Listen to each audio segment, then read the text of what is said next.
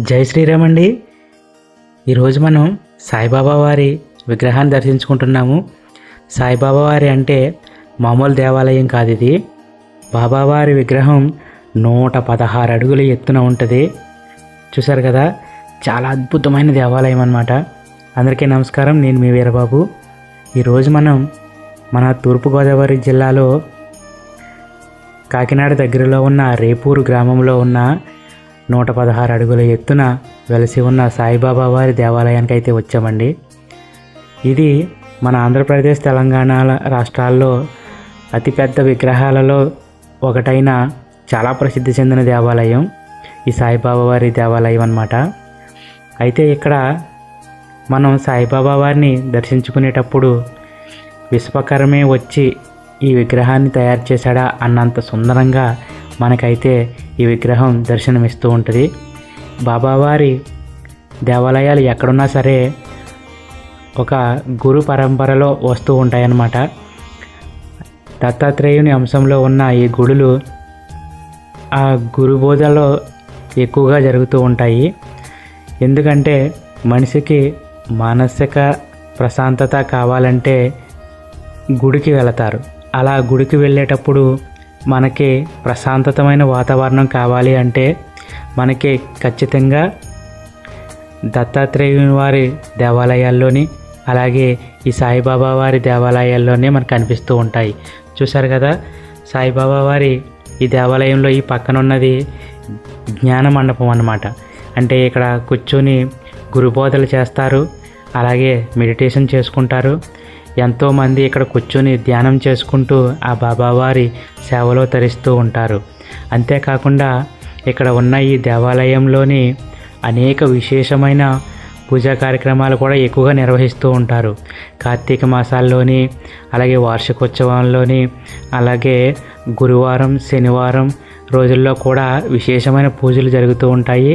అలాగే అన్నదాన కార్యక్రమం కూడా నిర్వహిస్తూ ఉంటారు. ఈ బాబావారి విగ్రహం చుట్టూరు కూడా అనేక వనరులతో నిండిన ప్రశాంతమైన వాతావరణాన్ని మనం చూడవచ్చు. చూశారు కదా, చాలా చక్కటి వాతావరణం నిర్మించారు.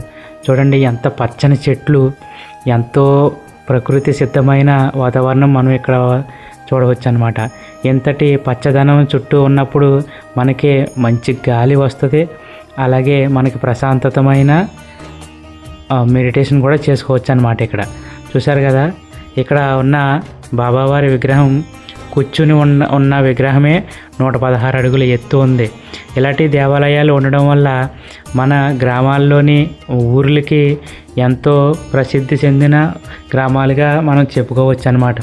మనకి గ్రామాలకి పేర్లు ఎలా వస్తాయి అంటే ఇలాంటి చాలా ప్రసిద్ధి చెందిన దేవాలయాల ద్వారా మనం గ్రామాలకి పేర్లు అనేవి ఎక్కువగా వస్తూ ఉంటాయన్నమాట.